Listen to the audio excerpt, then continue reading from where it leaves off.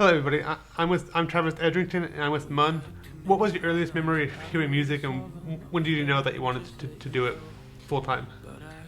Yeah, so there's like a couple different moments that come to mind. I think the earliest memory of music probably isn't the same as like when I wanted to do music. Like I definitely remember like listening to music growing up when I was really, really young. And the first memory of wanting to do music was probably when I was like 4 or 5 or something. I don't know if I really understood what it meant to do music, but I just remember wishing I could sing. Like I was like, oh, I wish I could sing. But that kind of went away in terms of like I just kind of grew out of that and like didn't really think about music and kind of did more of the normal kid things like wanting to be a firefighter, etc. Those sort of things. And then kind of circled back around to music in high school, and even junior high some. But even then, it wasn't like wanting to do music as in being a music artist. That was never the plan, but kind of just happened, which is interesting. But sort of the way life works sometimes, I guess. But yeah, I've always been around music. Siblings, played piano. My older sister sang a lot, so we're actually in choir together. So that's kind of how I got to singing. Is she sang around the house a ton, and then her and my mom pushed me to be in choir, so I joined choir, and it kind of went from there. But yeah, definitely never thought I'd be doing music, but here I am. Did your siblings teach you how to play instruments? Not really, and like I never really took lessons much either. Like I just wasn't a fan of like piano lessons and guitar lessons and stuff. So I kind of just picked it up over time. I'm still not that good, to be honest. I'm really not great at guitar. I'm like mediocre at guitar. I'm really bad at piano, but I can play them both a little bit. But yeah, just kind of something kind of picked up over time. Same thing with singing, just sang a lot, kind of picked it up, got better at it, and then like joining choir, like I said earlier. Joined choir with my sister, but that definitely helped me get better for sure. You had sent out a message saying to people that if they needed to talk, to reach out to you, and then hundreds of people did it. Yeah. What kind of feelings were you feeling when you started getting hundreds of? It was overwhelming. But I think it was good. Like it was good to hear everyone like, and I told them I not just like reach out and say, hey, I was like, tell me what's going on, what's on your mind, maybe your story, whatever you have to share. And there's people sending like the longest DMs I've ever seen in my life. Like you could just scroll and it's like this long, like 10 max length messages, like just opening up about their life and really pouring it out. And so that was really cool to see. And it was a little bit eye-opening, kind of realizing that a lot of these people, a lot of the people were kind of my age, even younger in high school and stuff, don't have people to talk to. And it's kind of sad to see, and realizing that sometimes somebody just needs to have someone to open up to. So that's kind of why I did it, because I kind of based off a few messages I've gotten, like I get a few a day or whatever before that, and I kind of realized other people need to talk to someone. So I was just like, yo, everyone DM me if you want to talk, and then that's when like hundreds of them were coming in, and so I'm trying to keep up with them. Probably a couple hundred behind right now, but I'll catch up eventually. But yeah, it's been good. What has been the hardest song that you've have written and released? Probably Hey What's Up. It had a lot that went into it. It was not only difficult because it's like really vulnerable, but it's difficult just because it took a long time. Like I wrote it a long time ago. I actually wrote part of it on an Instagram live, just with my fans, like just kind of hanging out, messing around making music. But yeah, it was difficult, like I said, because she had to be super vulnerable in that song, talking about things that at that time when I wrote the song wasn't used to talking about, wasn't used to being open about, and then B, it just took a long time to get done. There's like re-recording vocals over and over again, trying to get the production right, organizing the song a million different ways. Like we wrote a bunch of different parts of the song and like started like cutting some parts, and like what's the pre-chorus on the song now was actually supposed to be the hook, and then the hook, it was just like a total mess. And we finally kind of pulled it together. And Dylan and my manager really pushed me to finish the song, and so we ended up cutting the song. Cutting it as in like finishing it. That's the term for finishing a song, not like axing it. But we ended up cutting the vocals, cutting the song, and it was really cool to see the results. And not only just like number-wise, like people listening to it, but just like the response from people was probably the coolest part to see about it for sure. Yeah, that's one thing that I did. Hey What's Up? It's something that anybody could really relate to it at one point or another during the song. Yeah, it's like it's a song that it's like kind of specific to certain things and certain like feelings, but it's also really broad at the same time. So I think a lot of people, pretty much anyone, can kind of grab on to that and apply it to what they're going through, what they've been feeling. So I think that's something that's kind of special about the song, because I think more specifically into the verses when it's talking about these conversations you have with people. While it's kind of about a specific idea and a specific conversation, but just the idea of how we communicate with each other nowadays and how it's just like so fake and we're suppressing feelings and thoughts and emotions. I think that part, 100% people can apply it to whatever they're feeling, not just what it's talking about in the song specifically. Yeah. Who was she in that song? Because you have in the beginning that you talk about she. Yeah, so she, everyone thinks whenever I talk about she in my songs, everyone thinks it's my ex. For the most part it is. This is actually about a really good friend of mine. And just like, it was true to, it is true to us sort of, and it isn't. Like, I am very open to her. She's like someone I can always talk to.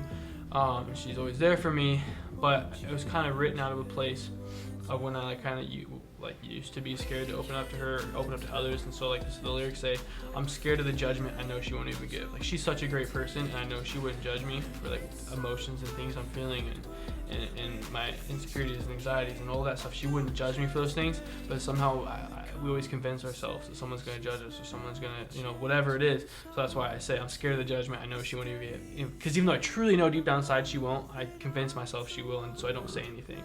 And I think, like I said, it's specific to me and her in that way, but I think people can really apply that to whatever they're feeling and somebody else they're talking, whoever they're talking to. Yeah. Yeah.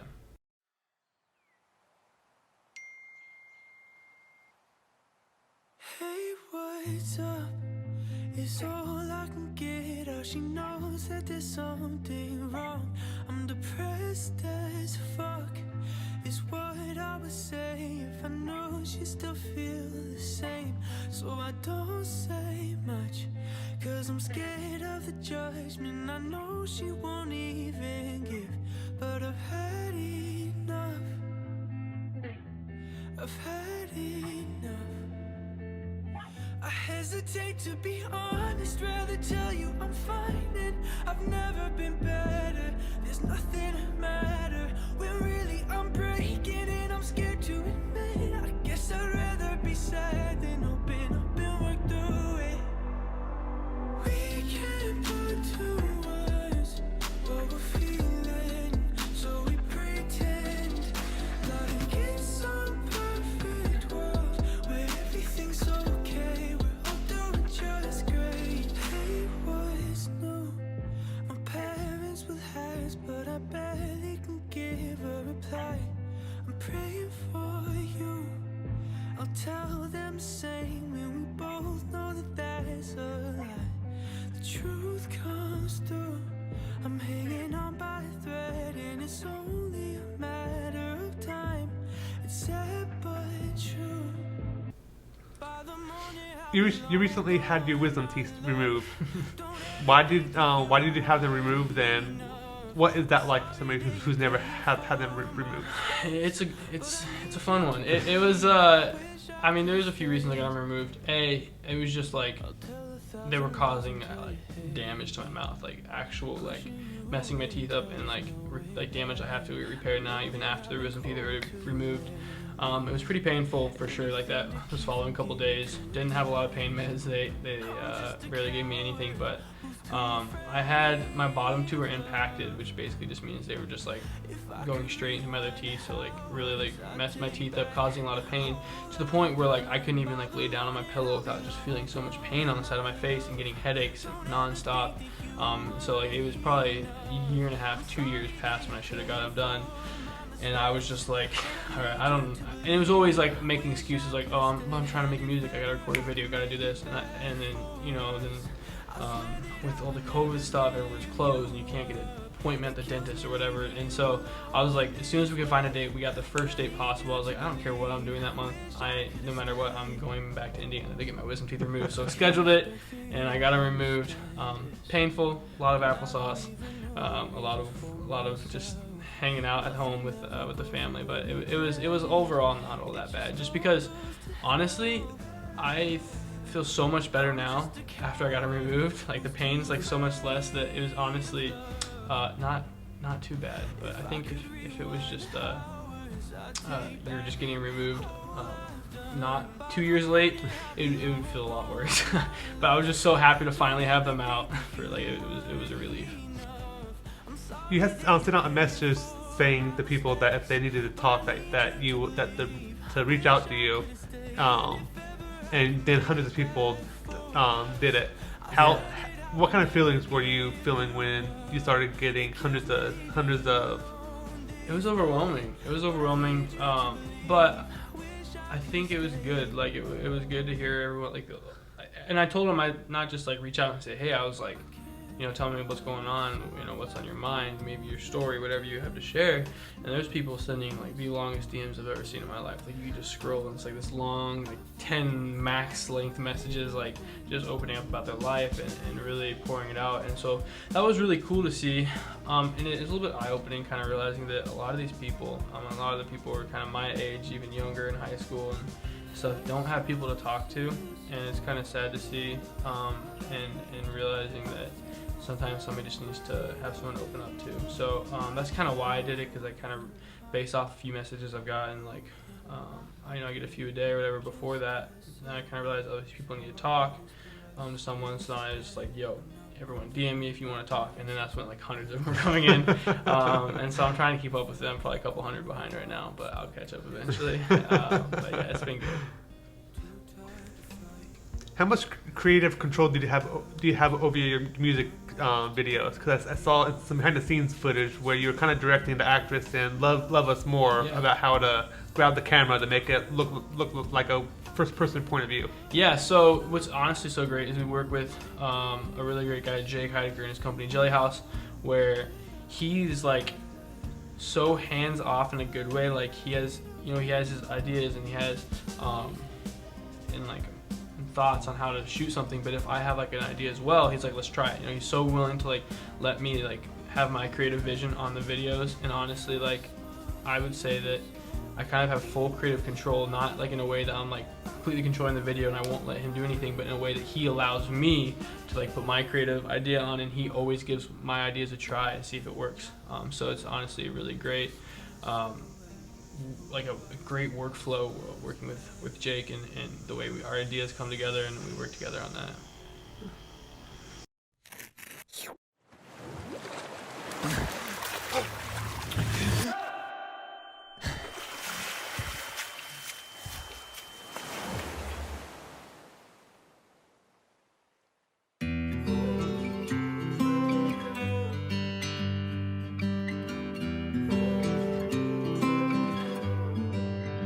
It tears my heart out to see you hurt. And when I'm the one to blame, it doesn't get much worse. It was never easy to let us go. We reached the side of love I hope to never know.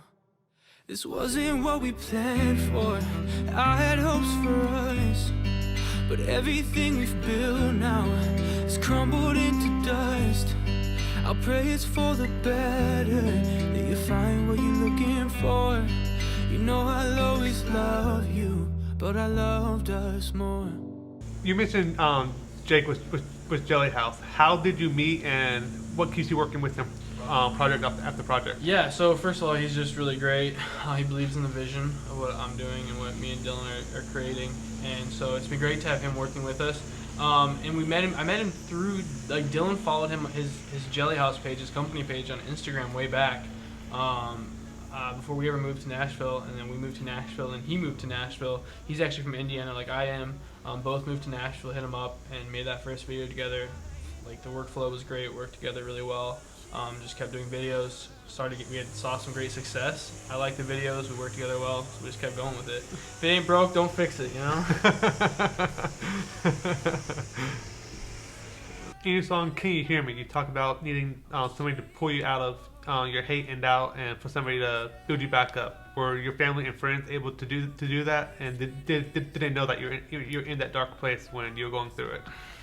Yes and no. Like, it's my fault. I'm like very, very closed off person. Like I wouldn't even open up to them. And so like even if they did realize that I was in that dark place, I didn't really like let them help. I like kind of pushed them away. And so like as much as they maybe wanted to help me, I kind of didn't let them. But not to say that my family hasn't been a huge support and super helpful. Like they've been great. They supported me a ton, and they really have helped me get through so much. But I definitely make it hard on them sometimes by not being open and really making it hard to be helped. And I think that a lot of us struggle with that. You know, it's sometimes hard to say you need help and stuff. So it can be tough. But I think that over time, you know, I've gotten better about that, and I've really like allowed people to play a role in my life more so and help me more. So. You talk about being ashamed of things that you've done. What were some of those things that you did? So I think that's more of like a broad idea of like not like specific acts or specific like things I did to hurt anyone, but it was more so like I think the lyrics are don't patronize the person I've become. It's a hellish lie. I'm ashamed of what I've done.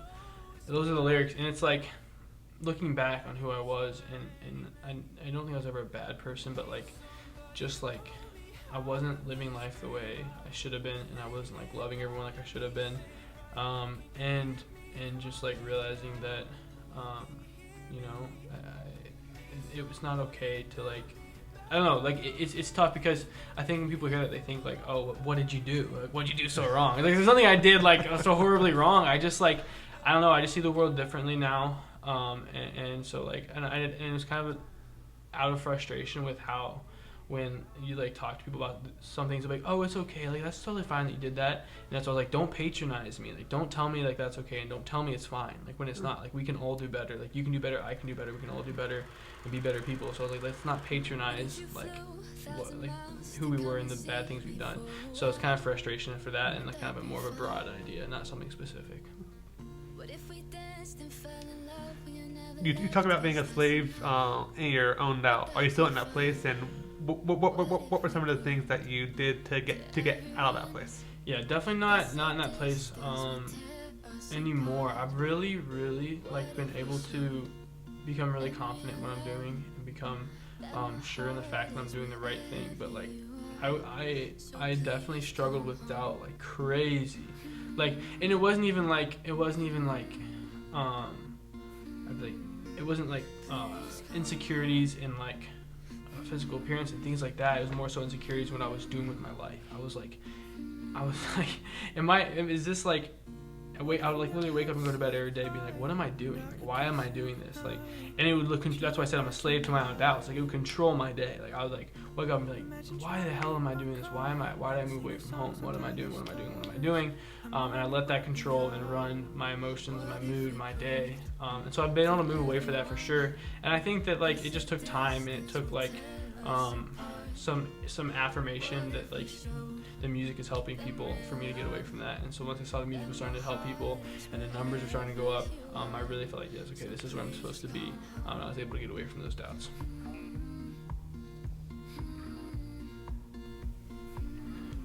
What was life like living in Indiana from growing up and friends and school and everything in between? Indiana was good. Boring, but it was a good childhood and growing up. You know, I had a great family, or have a great family. Unfortunately, don't see them as much as I wish I could. But yeah, Indiana was pretty good. I had a lot of good friends who cared and supported me in whatever I was doing, and still to this day, you know, support what I'm doing. Like I said, it's a little boring there, not a lot going on, and it's like when I say Indiana, it's like Indiana, like cornfields, Indiana, from the country. And so, yeah, not really the place to be a musician and have like that breakout. It's very like, people are pretty conformative, like just like, I feel like people are kind of just going through life there. And not to say like my friends and family are doing that, but like just like for the most part, it's kind of like people just go through the cycle there. And I kind of wanted to break away from that, and that's kind of why, one of the reasons also we moved. But yeah, no, I had a good childhood. Was homeschooled actually for a while until junior high. Started going to school a little bit, and then high school I was full-time in public school. Played sports, enjoyed those type of things. But yeah, I moved out to Nashville because Indiana wasn't it. But I do hope to get a place there eventually, so I can be close to family sometimes. What has been your biggest challenge as an artist? I think the biggest challenge has just been sticking with it. Like, I don't know. I think there's like a lot of like daily challenges and stuff that come our way. But I think just like the overall hardest thing is just like sticking to it and not giving up. Like when things are going for you, like, you know, there's such a big time up front when like nobody's listening to your music. You're not getting the results you want, but you're still putting in all the work. It's like we're putting in like as much work as we ever have, but like now we're seeing results. But whereas a year and a half ago, nobody's listening to the music, and we're still working just as much. So it's just super, super discouraging to like put all this work in and not get results. So just like staying consistent and continuing to believe in what we're doing was really, really tough to overcome. Like there was so many days and weeks like where me and Dylan, we just wanted to quit. We're like, this sucks. Like we gave up everything for this and nobody's listening. So it's definitely tough to just keep going. But yeah. What were you doing in the meantime to pay bills since you weren't making any money from the music? Right, so music definitely wasn't paying at first. I had started a company in high school and had saved up some money from that, and then had sold the company and was just living off of that. And it just kind of timed out perfectly. Like when that money ran out, then like, I mean I had money saved, but when like you know that money started dwindling, music kind of started coming up, and so they just like met at a perfect spot. And it's been good. But yeah, it was luckily like neither I or Dylan, we had both saved up money, plus Dylan was still making money off production and stuff he was doing. And I was actually mixing for other people and engineering other people's music to make money as well. It worked out well that we didn't actually have to work like another job outside of doing music, so we were able to really focus on our craft and really work hard on that. What is one message that you would like to get to your fans? Oh, that's tough. There's a lot of things I want to say. You know, this is something I say to them a lot individually when I'm talking to them. And I know it's like probably corny, whatever, but it's true. It's just like life is worth living, and like I know my music's like really sad. It's like a lot of people listening are like depressed and like struggling with like a lot of emotions, anxieties, and just like are not happy in their life at all. But like it just takes like time, and like you'll find that happiness again, and it's like really true. And I know that's corny and like not what everybody wants to hear, but it's kind of the truth. Like you just like stick with it and put in the work and like and take action to change your life. You can be happy again. So just gotta keep going. Is there anything that we haven't talked about that you would like to talk about? Oh, there's a few things, I guess. Yeah, so let's talk about shows, I guess. I think we're gonna finally play some shows this coming November. We'll play in New York City, Chicago, and Indy. I think I'll be playing Mercury Lounge in New York. Not sure what the other venues will be. So if you've seen this, come out to a show. I think it'll be fun. It'll be like it'll be a good show. It won't just be me on stage. We'll have like a drummer and stuff, so that'll be cool. Guitarist. It'll be a full show. And then as well, like we're just putting out tons of music right now, and I want people to definitely like be checking that stuff out, because we try to put out a ton of music like every 2 weeks. So definitely a lot of music coming out, and then just like looking forward to hopefully an album in 2022 and touring. Big tour that year. So those are some things that are kind of on my mind and things in the future. I don't think there's really much like that's coming to mind for like topics to talk about, but I'm happy to answer any more questions, honestly, if you want to keep asking them. How do you think that your shows are gonna be? Are they gonna be like energetic, or is it gonna That's a good question. I think it's gonna be a pretty dynamic show. I think we're gonna kind of go both ways. We'll have some.